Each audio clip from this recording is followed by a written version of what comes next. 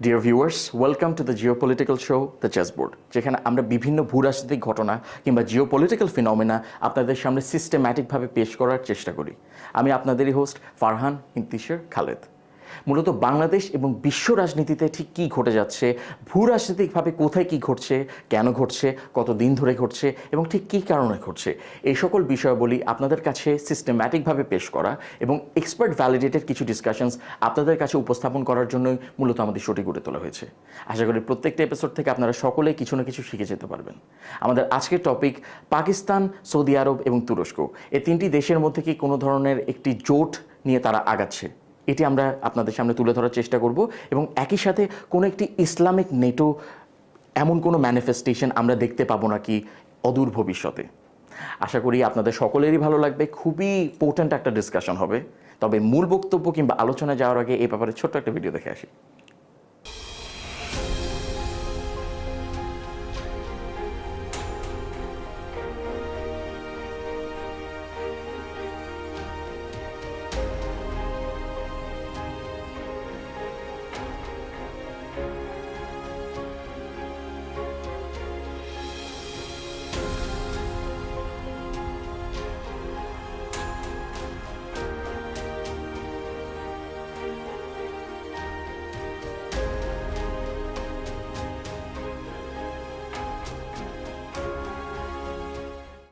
সুপ্রিয় দর্শক, আমাদের সাথে থাকার জন্য আপনাদের অসংখ্য ধন্যবাদ। আমার সাথে এই এপিসোডে উপস্থিত আছেন ব্রিগেডিয়ার জেনারেল ফুয়াদ। তিনি একজন অবসরপ্রাপ্ত সেনা কর্মকর্তা এবং একই সাথে ভূ রাজনীতি এবং আন্তর্জাতিক নিরাপত্তা বিশ্লেষক। স্যার, আপনাকে অসংখ্য ধন্যবাদ এই এপিসোডে আমার সাথে থাকার জন্য। জি, থ্যাংক ইউ। স্যার, আমরা কি আগাতে পারি? অবশ্যই অবশ্যই। স্যার, আমি যদি আপনাকে জিজ্ঞেস করি যে এই যে কিছুদিন আগে স্যার দেখতে পেয়েছি সেপ্টেম্বরে, গত বছরের সেপ্টেম্বরে আমরা দেখতে পেয়েছি পাকিস্তান এবং সৌদি আরব তারা একটা মিউচুয়াল ডিফেন্স ট্রিটিতে সাইন করেছে, যেখান থেকে বলা হয়েছে অনেকটা হচ্ছে যদি একটা পার্টি সে যদি কোনো ক্ষেত্রে অ্যাট্যাক্ট হয় বা কোনো ক্ষেত্রে ইন্টিমিডেটেড ফিল করে, ডিটারেন্স ফেস করতে হয় তাকে, পরবর্তী পার্টিটা এগিয়ে আসবে এবং অবশ্যই এক পার্টি যদি অ্যাট্যাক্ট হয় অপর পার্টি কিন্তু তার পক্ষ হয়ে আপনার ডিফেন্ড করবে সে দেশটিকে। তো এই যে মিউচুয়াল ডিফেন্স ট্রিটিটা আছে, এটা সম্পর্কে আপনি যদি একটু কিছু বলতেন, যেহেতু আপনি অনেক এক্সপিরিয়েন্সড একজন মানুষ। ধন্যবাদ আপনার সুন্দর প্রশ্নের জন্য। জি স্যার। রিসেন্টলি যতগুলো টপিক আমাদের ভূ রাজনৈতিক টপিকগুলো যেগুলো আসছে, এর মধ্যে রিসেন্ট টপিক হিসেবে এটা খুব উপযুক্ত একটা টপিক ডিসকাশন করার জন্য। জি স্যার। আমাদের কাছে আরব ন্যাটো শব্দটাই নতুন। জি স্যার। হ্যাঁ, আরব ন্যাটো শব্দটার জন্যই আমাদের সবার আরো বেশি অ্যাট্রাকশন যে আমাদের এখানে আমাদের মিডল ইস্ট এবং যারা মুসলিম অধ্যুষিত এলাকা সবাইকে নিয়ে একটা ন্যাটোর আদলে একটা অর্গানাইজেশন দাঁড়ায় কিনা, যেটা আমাদের মুসলিমদের তাদের স্বার্থ রক্ষা করবে।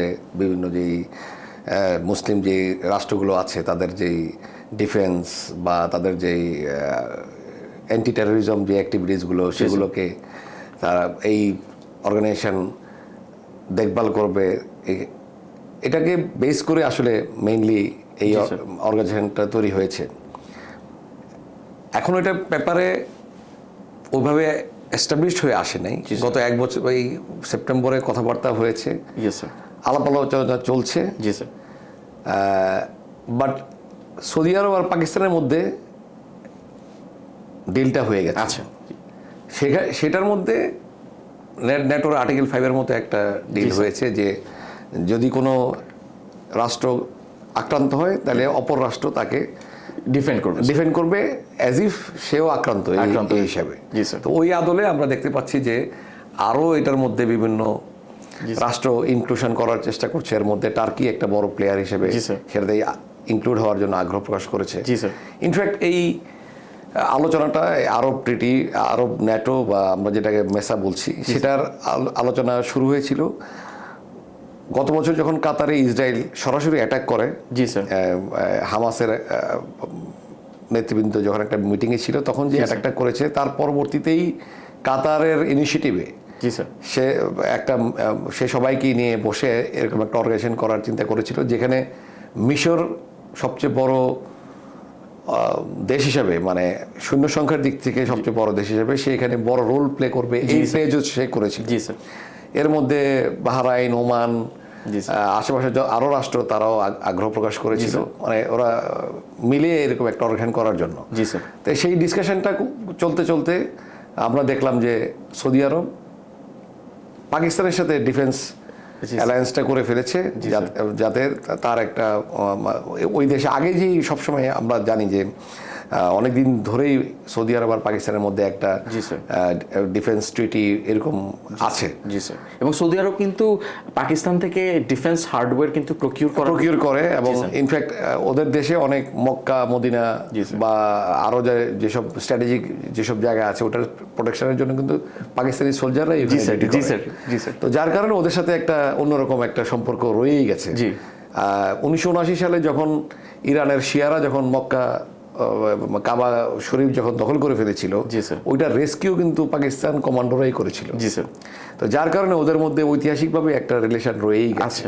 তো সেটাকে বেস করে তাদের মনে হলো এই এরকম একটা আরব ন্যাটো ধরনের একটা অ্যালায়েন্স করা যায় কিনা, সেটা নিয়ে আলোচনা চলছে। এখনো ফাইনাল ড্রাফটটা হয় নাই।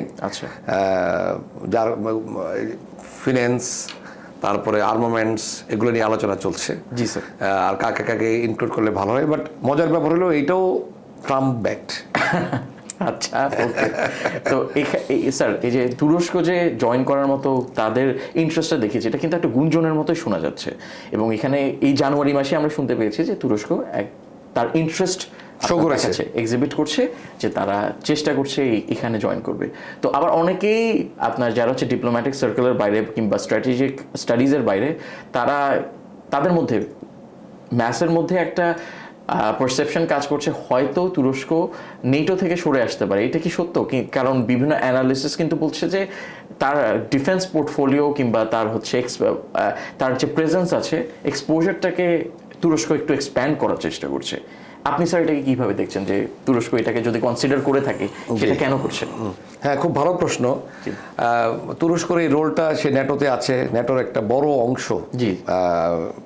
এয়ারক্রাফট থেকে শুরু করে বেস যেটা, সেটা আমরা সবাই জানি টার্কিতে রয়েছে ন্যাটোর একটা বেস, যেখান থেকে ইরাকে অ্যাটাক করার সময় ইউএস ইউজ করেছে। তারপরে বিভিন্ন জায়গায় সেই বেসটাকে সে কাজে লাগায় এই ধরনের। তো এখন আমরা যদি রিসেন্ট যে ইভেন্টসগুলো গিয়েছে, ইউরোপীয় ইউনিয়নের সাথে কিন্তু ইউএস এর একটা কনফ্লিক্ট চলছে এই গ্রিনল্যান্ডকে নিয়ে। ওখানে ন্যাটো তাদের নিজস্ব সৈন্য মোতায়েন করেছে অলরেডি, সেখানে জার্মানির কিছু ট্রুপস অলরেডি গিয়েছে, ডেনমার্কও কিছু পাঠিয়েছে। মজার ব্যাপার হলো ইউএসএ কিন্তু ন্যাটোরই অংশ। এখন ইউএসএ নিজেই ন্যাটোর যে শর্তগুলো আছে বা নিজের যে ইয়েগুলো আছে সেটাই সে ভঙ্গ করছে, এবং সে এখানে হেজিমনি কালচার সৃষ্টি করছে। তো সেই রকম পরিস্থিতিতে টার্কি এই মুহূর্তে সে ন্যাটো থেকে বেরিয়ে আসবে এই বাস্তবতাকে, এটা ভেরি ডিফিকাল্ট। কারণ সে ট্রাম্প যেভাবে ওয়ার্ল্ডের উপরে যেভাবে ছড়ি ঘোরাচ্ছে এই মুহূর্তে, যেখানে রাশিয়াকে আমরা যদি সেকেন্ড অল্টারনেটিভ রাশিয়া চায়নাকে যদি ধরি, ওরাও খুব বেশি ভোকাল হচ্ছে না। মাদুরোর ক্যাপচারের পরে রাশিয়া যেখানে বেশি সোচ্চার হওয়ার কথা ছিল, এক স্টেটমেন্টের মধ্যেই ছিল। তারপরে চায়না চুপ ছিল। কেন চায়না এরকম চুপ ছিল? কারণ সে তাইওয়ান নিয়েও এরকম চিন্তা ভাবনা করে। সে তার ধারণা যে তাইওয়ানকেও সে এরকম করে অ্যানেক্স করে নিয়ে আসবে। তো যার কারণে পুরো ব্যাপারটা আসলে খুব একটা ভেরি ডিফিকাল্ট টু সে যে টার্কি ন্যাটোর মতো অ্যালায়েন্স এই মুহূর্তে ট্রাম্প থেকে বিচ্ছিন্ন হয়ে এসে আবার এটাতে জয়েন করবে। যদি ট্রাম্পের, যেহেতু আমি বলেছি যে ট্রাম্প ব্যাকড আমাদের এই আরব ন্যাটোটাও, কারণ সৌদি আর ইসরায়েলের মধ্যে একটা তো চুক্তি আছেই 1952 সাল বা এরপর থেকে এরকম একটা ওই সময় থেকে একটা হয়ে আছে আরব। তো যার কারণে এই মুহূর্তে আবার যদি সৌদি টার্কি এর মধ্যে, তাদের মধ্যে কিন্তু একটা মনস্তাত্ত্বিক যুদ্ধ সবসময় কাজ করে। কারণ টার্কিকে পরাজিত করেই সেকেন্ড ওয়ার্ল্ড ওয়ারে টার্কি সৌদি আরবের থেকে চলে যাওয়ার পরেই কিন্তু এই রাজবংশ সেখানে জন্মলাভ করেছে, এবং এই বর্তমানে যে সৌদি সৌদ পরিবার যে শাসন করছে সেটা কিন্তু ওখান থেকেই শুরু। জি স্যার। তো যার কারণে আমার মনে হয় না টার্কি ন্যাটো থেকে বের হয়ে এসে এই টিটিতে সরাসরি অ্যাক্টিভ রোল প্লে করবে। সে হয়তো একটা অ্যাডভাইজারি রোল অথবা ট্রেনিং, তারপর আর্মামেন্টস দেওয়া, ডিল, অস্ত্র বিক্রি, এইরকম কিছুতে সে থাকবে, যেটাতে ট্রাম্পও খুব অখুশি হবে না, আবার এই অ্যালায়েন্সটাও টিকে থাকবে। ইনফ্যাক্ট এই অ্যালায়েন্সটা হয়তো ইরানকে ট্যাকেল করা বা ইসরায়েলের যে কনফ্লিক্টটা আছে এর মাধ্যমে যে ওরা যেন বাকি রাষ্ট্রগুলো যেন হুমকির মধ্যে না পড়ে যায় সেটাকে বেস করে একটা ভয় থেকে এটা নিয়ে চিন্তা ভাবনা হচ্ছে। না sir, it's very interesting sir যে আপনি লাস্টে যে কথাটা বলেন যে ইরানকে ট্যাকেল করার জন্য হয়তো একটা ইসলামিক নেটো বা একটা আরব নেটো ক্রিয়েটেড হতে পারে। তো সেক্ষেত্রে আমার কোয়েশ্চেন এটা আপনাকে করতে যাচ্ছিলাম যে অলরেডি তো তুরস্ক বা তুর্কি সে তো নেটোর সদস্য, তার কেন নতুন করে একটা মিউচুয়াল ডিফেন্স ট্রিটিতে জয়েন করতে হবে?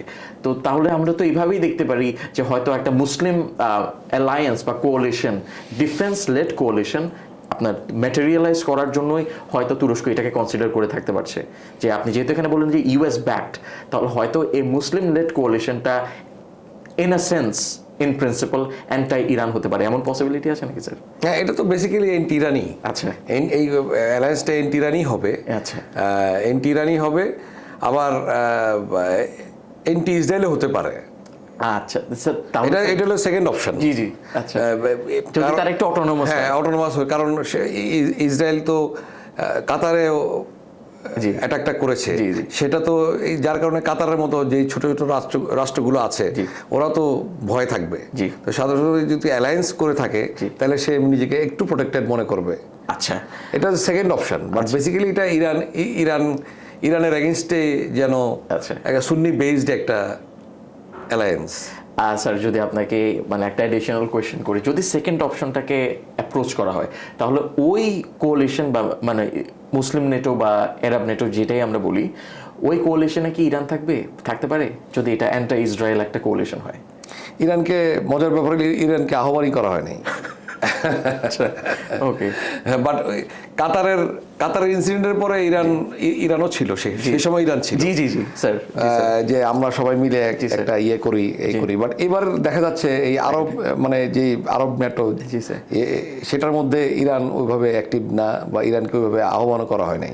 আর স্যার ইরানে তো এখন অ্যাক্টিভ একটা কনফ্লিক্ট চলছেই, যার কারণে এখন যদি ইরান হাইপোথেটিক্যালি ইউএস এর সাথে একটা যুদ্ধে আপনার জড়িয়ে যায়, তাহলে কিন্তু দেখা যাবে এমন যদি একটা মিউচুয়াল ডিফেন্স ট্রিটিতে ইরান থাকতো তাহলে কিন্তু বাকি দেশগুলোকে এগিয়ে আসতেই হতো বাই ডিফল্ট। তো যেটা আমরা ইউরোপের ক্ষেত্রে রাশিয়া ইউক্রেন যুদ্ধেই দেখতে পাচ্ছি, যদি ইউক্রেন আসলেই আপনার নেটো সদস্য হতো তাহলে কিন্তু যুদ্ধটা একটা মহামারী আকারে চলে যেতে পারতো। অবশ্যই, আসলে এই মধ্যপ্রাচ্যের ব্যাপারগুলো আসলে ক্রিটিক্যাল এই কারণে যে আমাদের মুসলিম যে জনসংখ্যা আছে তারা অনেক সময় ভাবে যে জর্ডানের মতো একটা মুসলিম রাষ্ট্র তাদের আকাশ সীমা ইউজ করে ইসরায়েল কিভাবে ইরানে অ্যাটাক করলো। জি স্যার, আমরা যদি হিস্ট্রিটা একটু জানতাম যে জর্ডানের সাথে ইসরায়েলের একটা চুক্তি আছে। জি স্যার, যে তাদের একটা ইনসিডেন্টের পরে যে তাদের সাথে একটা চুক্তি হয়েছে, তাদের আকাশ সীমা তারা ইউজ করবে, একে অপরকে আক্রমণ করবে না, এই ধরনের একটা ট্রিটি হয়েছে। যার কারণে জর্ডানের কিছু করার নাই, জর্ডানের আকাশ সীমা ইসরায়েল ইউজ করেই ইরানে অ্যাটাকটা করেছে। জি স্যার, তো যার কারণে এই যে বাকি আমরা যতই বলি না কেন যে জর্ডান আসবে কিনা, জর্ডানের ব্যাপারে আমরা সন্দিহান। তারপরে ইউএই রিসেন্টলি আমরা দেখতে পাচ্ছি যে সুদানের যেই একটা সামরিক বাহিনী এবং যে তাদের রেবেলসদের মধ্যে যে একটা কনফ্লিক্ট হয়ে গেল, সেখানে ওখান থেকে ইউএই ব্যাকড ছিল রেবেলরা। জি স্যার, ইউএই ব্যাক ছিল। যার ওটা নিয়ে আবার সৌদির সাথে ইউএর একটা এখন আবার একটা বরিতে যাচ্ছে। জি স্যার, সব মিলে আলটিমেটলি এই জোটটা কিভাবে কমপ্লেক্ট হবে, আমার কাছে মনে হয় যে এটা শুধু আলটিমেটলি এই সৌদি পাকিস্তানের যেই অ্যালায়েন্সটা হয়েছে সেটাই টিকে থাকবে, বাকিরা হয়তো আলোচনা করতে থাকবে। আমি এটা আসলে খুব একটা দেখি না, ভবিষ্যতে খুব স্ট্রং দেখি না আর কি। আর টার্কি আসলে ময়দানটা ছেড়ে দিতে চায় না। আচ্ছা, যেহেতু সৌদি আর টার্কির মধ্যে এই সুন্নি রাষ্ট্রগুলোর মধ্যে তাদের একটা ছুরি ঘোরানোর প্রবণতা আছে, কি সৌদি ঘুরাবে না টার্কি ঘুরাবে। তো যার কারণে সৌদি যেন লিডারশিপটা না নিয়ে নেয়, জি, স্যার। যার কারণে যে টার্কি আগ্রহ প্রকাশ করেছে, আচ্ছা। সো দ্যাট সেও খেলার মধ্যে থাকে। আচ্ছা স্যার, স্যার এটা বলতে পারি তুরস্ক যদি একটা ইন্ডিভিজুয়াল হতো, সে হচ্ছে তার সিভি ভারী করার চেষ্টা করছে, যে সব জায়গায় একটা এক্সপিরিয়েন্স হয়ে গেল। কারেক্ট। স্যার এখন এই যে প্ল্যানটার কথা আমরা দেখতে পাচ্ছি যে তাদের নিজেদের মধ্যে ধরেন একটা ট্রাইপার্টাইট এগ্রিমেন্ট হলো যে তারা মিউচুয়াল ডিফেন্স ট্রিটিতে 3টা দেশই থাকলো, তো সেই ক্ষেত্রে কি স্যার আমরা কোনো ধরনের মিউচুয়াল ডিফেন্স টেকনোলজি ট্রান্সফার বা ডিফেন্স আপনার যে তাদের যে ডিফেন্স ইন্ডাস্ট্রিজগুলো রয়েছে তাদের মধ্যে কি কোনো কোলাবোরেশন দেখতে পারবো? তারা কি জয়েন্ট প্রোডাকশনের দিকে আগাতে পারে? কারণ টার্কিশ যে ড্রোনসগুলো আছে, TB2 আছে, আকিঞ্চি আছে, আনকা আছে, এগুলো কিন্তু স্যার এর মধ্যে TB2 কিন্তু স্যার আপনার ব্যাটল হার্ডেন্ড ড্রোন, তার কিন্তু ব্যাটল টেস্টেড ড্রোন। তো এই ড্রোনসগুলো রয়েছে এবং টার্কিশ এরোস্পেস ইন্ডাস্ট্রিজ কিন্তু অনেক স্ট্রং। এবং একই সাথে আমরা রিসেন্টলি দেখতে পাচ্ছি পাকিস্তান কিন্তু JF-17 বিভিন্ন দেশের কাছে বিক্রি করে, বাংলাদেশের কাছেও কিন্তু তারা বিক্রি করার মতো একটা গুঞ্জন আমরা শুনতে পেয়েছি। এবং তারা ইজিপ্টে বিক্রি করছে, সৌদির সাথে JF-17 নিয়ে তাদের একটা ডিসকাশন চলছে। তো এই জায়গাগুলো থেকে যদি আমরা চিন্তা করি, তাহলে আপনার কি মনে হয় যদি এই 3টা দেশ চলে আসে, এর মধ্যে পাকিস্তান কিন্তু মোটামুটি ভালোই ইন্ডিজিনাসলি তাদের মিসাইল আছে, তাদের ওয়ারশিপ আছে, এবং নতুন করে তারা একটা হাই টু মিডিয়াম রেঞ্জ আপনার এয়ার ডিফেন্স সিস্টেম সেটা তারা প্রোডাকশনের দিকে বানানোর দিকে আগাচ্ছে। আমরা তুরস্কের ক্ষেত্রে, তুরস্ক তো স্যার ট্রাইড অ্যান্ড টেস্টেড একটা খুবই স্ট্রং মিলিটারি পাওয়ার, সেটা আমরা বলতে পারি। কাউন্টার ইনসার্জেন্সি বিভিন্ন দিক দিয়ে তারা অনেক ব্যাটল হার্ডেন্ড। তো এই যে 3টা দেশ যদি এগিয়ে আসে, সৌদি আরবের থেকে হয়তো ক্যাপিটাল আসলো, আর বাকি 2টা দেশ হয়তো সবাই তাদের ক্যাপিটাল এবং রিসোর্সেস পুল করে তারা হচ্ছে গিয়ে এই দুটো পাকিস্তান এবং আমাদের তুরস্ক হচ্ছে গিয়ে কোনো একটা জয়েন্ট প্রোডাকশনের দিকে আগালো। আপনার কি মনে হয় এমন কিছু হতে পারে? ইনফ্যাক্ট যে আলোচনাটা গড়াচ্ছে বা চলছে, সেখানে জিনিসটা কিন্তু এরকমই যে সৌদি টাকা পয়সা যা লাগবে সে সৌদি সাপ্লাই করবে, সেই আর্মামেন্টসগুলো টার্কি এবং পাকিস্তানি সরবরাহ করবে। সেটার মধ্যে অবশ্যই একটা মিউচুয়াল একটা প্রোডাকশন যেন করা যায়, নিজেদের মধ্যে অস্ত্র বিক্রি অথবা এই অ্যালায়েন্সের বাইরে অন্যান্য যারা আছে ওরাও যদি সেই সরঞ্জামগুলো কিনে নেয়, সেই প্রচেষ্টা তো থাকবেই। এবং সেটা হওয়ার সম্ভাবনা বেশি বলে আমি মনে করি এই কারণে যে সৌদি আরব পাকিস্তানকে এই কারণেই তার সাথে ডিফেন্স প্যাক্টটা করেছে। আচ্ছা,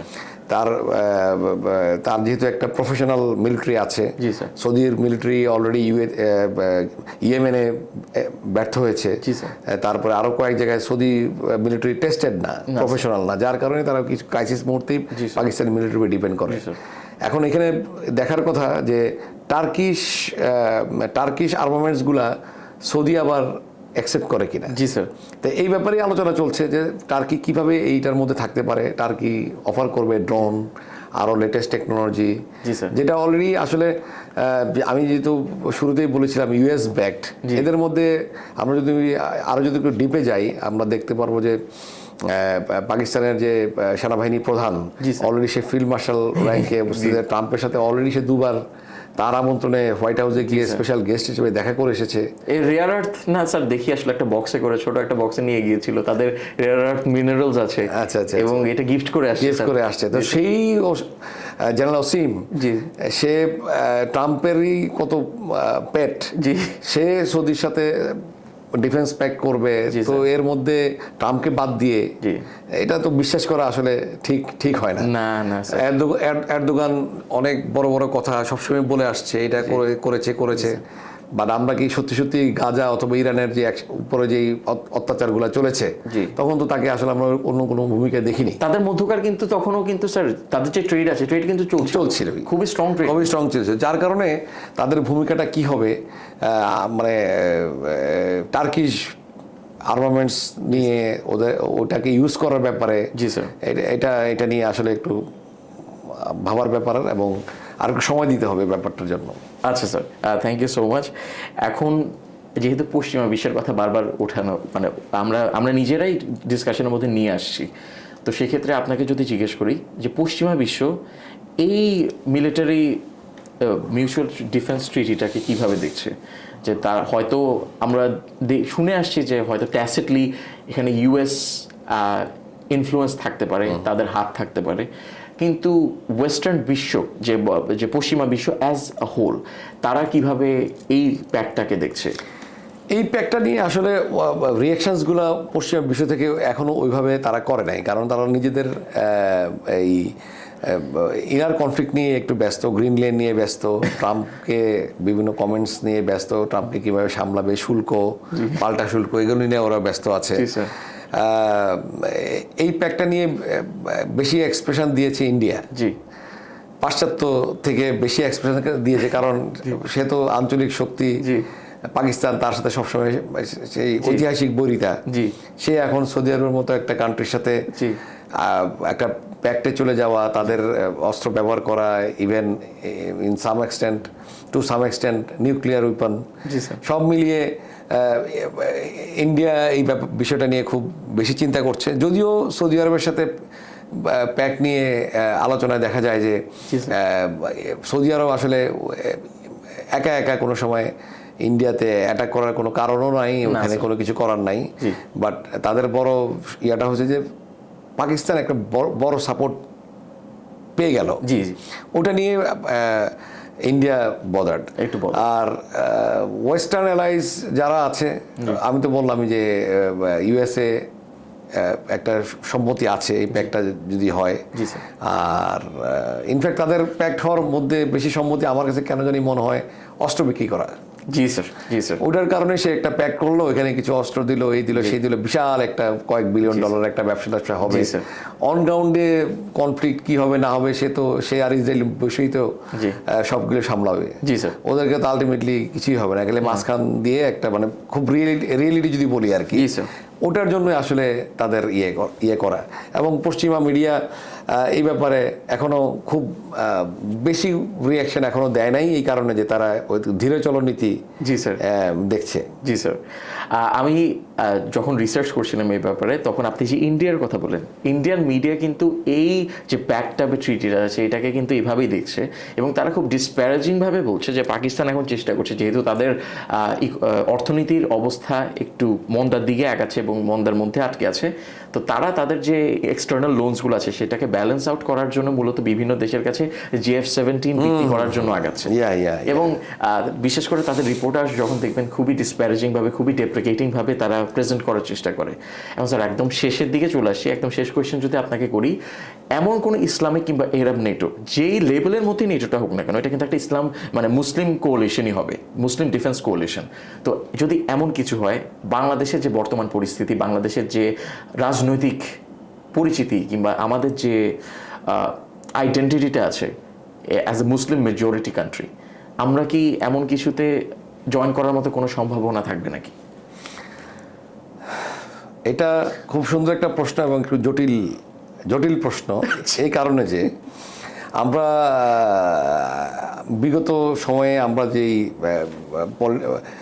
পলিটিক্সটা আমাদের দেশের ভিতরে দেখেছি, আশেপাশে যে রাষ্ট্রগুলোর সাথে আমাদের যে সম্পর্ক ছিল সেই অনুযায়ী আমাদের ডিফেন্স ডেভেলপমেন্ট সবগুলো যেভাবে আগাচ্ছিল, বর্তমানে পরিবর্তিত পরিস্থিতিতে আবার সিচুয়েশনটা একটু ডিফারেন্ট।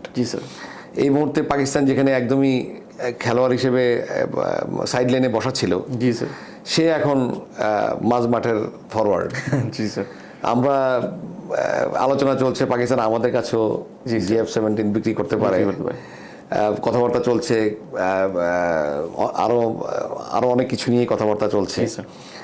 তো যার কারণে যদি আমাদের সাথে সৌদির সম্পর্ক অন্যরকম, পাকিস্তান সৌদি আগের ঐতিহাসিকভাবে তারা একটা বন্ধনে আবদ্ধ, তো সব মিলিয়ে আমরা যদি